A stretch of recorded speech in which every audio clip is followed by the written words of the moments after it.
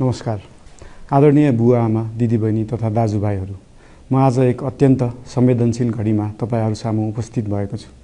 केही दिन अघि सुनसरीको देवानगञ्ज, सिराहा लगायतका स्थानमा भएको दुःखद घटना र त्यसपछि केही जिल्लाहरूमा उत्पन्न अशान्त वातावरणलाई लिएर नेपाल सरकार पूर्ण रूपमा गम्भीर र संवेदनशील छ। यस दुःखद घटनामा परि निधन हुनुभएका हाम्रा नागरिकहरू जयप्रकाश मेहता, ओम प्रकाश मेहता र गणेश यादवप्रति म भावपूर्ण श्रद्धाञ्जली अर्पण गर्दछु। साथै शोक सन्तप्त परिवारजनहरूमा नेपाल सरकारका तर्फबाट गहिरो संवेदना व्यक्त गर्दछु।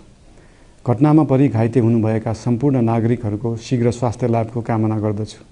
घाइतेहरूको उपचारमा कुनै पनि प्रकारको कमी वा ढिलाइ हुन नदिन सम्बन्धित स्वास्थ्य निकायहरूलाई स्पष्ट निर्देशन दिइसकिएको छ।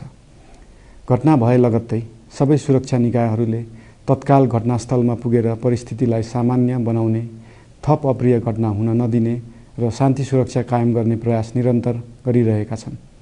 घटनाको निष्पक्ष छानबिन गरी दोषीलाई कडा कानुनी कारबाही गर्न गृह मन्त्रालयले छानबिन समिति गठन गरिसकेको छ। म सबैमा विश्वास दिलाउन चाहन्छु कि यो छानबिन पूर्ण रूपमा निष्पक्ष र पारदर्शी हुनेछ। घटनामा संलग्न दोषी जो कोही भए पनि कानुनी दायरामा ल्याउन सरकार प्रतिबद्ध छ। अवस्था थप नबिग्रियोस्, कुनै पनि नागरिकको जनधनको क्षति हुन नपाओस् र स्थानीय स्तरमा विश्वासको वातावरण बनोस् भन्नका लागि नेपाल सरकार निरन्तर क्रियाशील छ। परिस्थिति सामान्यीकरण गर्न केन्द्र स्तरमा सर्वदलीय बैठक आह्वान गरी गहन छलफल गरिएको छ। स्थानीय तहसम्मै जनप्रतिनिधि, नागरिक समाज, विभिन्न धार्मिक गुरुहरू, समुदायका अगुवा तथा सामाजिक व्यक्तित्वहरूसँग निरन्तर संवाद भइरहेको छ। स्थानीय स्थितिको प्रत्यक्ष अनुगमन गर्न, पीडित पक्षसँग संवाद गर्न र शान्ति सुरक्षालाई थप सुदृढ बनाउन गृहमन्त्री स्वयं सो स्थानमा पुगिसक्नु भएको छ। साथै देशको समग्र शान्ति सुरक्षाको अवस्थाबारे गम्भीर समीक्षा गर्न राष्ट्रिय सुरक्षा परिषदको बैठक बसी परिस्थिति अनुसारका आवश्यक निर्णयहरू समेत गरिसकिएको छ।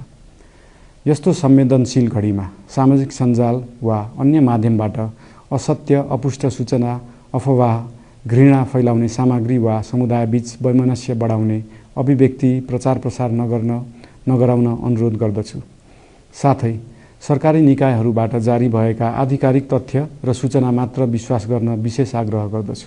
प्रत्येक नागरिकको जीवधनको रक्षा गर्नु, सामाजिक सद्भाव जोगाउनु र समाजमा शान्ति कायम राख्नु राज्यको सर्वोच्च र प्राथमिक दायित्व हो। आगामी दिनमा पनि राज्य थप सतर्क र संवेदनशील रहनेछ। प्रत्येक नागरिकको जीवन सुरक्षाका लागि सरकारका सम्पूर्ण संयन्त्रहरू अहोरात्र खटिनेछन्।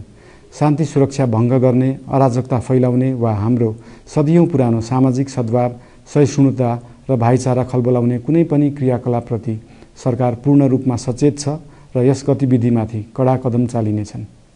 नेपालको संविधानले प्रत्येक नागरिकलाई आआफ्नो धर्म, संस्कृति र परम्परा मान्ने मौलिक हक प्रदान गरेको छ। यो संवैधानिक दायित्व निर्वाह गर्न सरकार पूर्ण रूपमा प्रतिबद्ध छ। धर्म समाजलाई आपसमा जोड्ने र प्रेम बाँड्ने शक्ति हो। संसारको कुनै पनि धर्म वा संस्कृतिले हिंसा, घृणा र विभाजन सिकाउँदैन। सबै धर्मको मूल सार करुणा, दया, प्रेम र शान्ति नै हो। देशको कुनै एक स्थानमा भएको अनपेक्षित र दुःखद घटनालाई लिएर कुनै सिङ्गो समुदायलाई आरोपित गर्नु र देशका अन्य भूभागमा समेत त्यसको प्रतिशोधको आगो फैलाउनु कुनै पनि दृष्टिकोणबाट न्यायोचित वा न्यायसङ्गत हुन सक्दैन।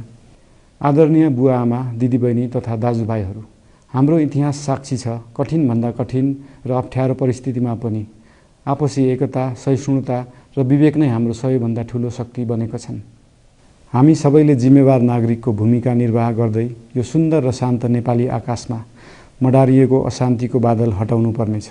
हम आम नागरिक, नागरिक समाज, धार्मिक समुदाय, सब आदरणीय अगुवा, सब राजनीतिक दल आ जिम्मेवार संचार के माध्यम सबके धैर्यता आ संयमता अपना के शांति, सद्भाव, भाईचारा आ राष्ट्रीय एकता कायम राख के लेल सरकार के तरफ से हार्दिक अपील कर रहल छी। धन्यवाद।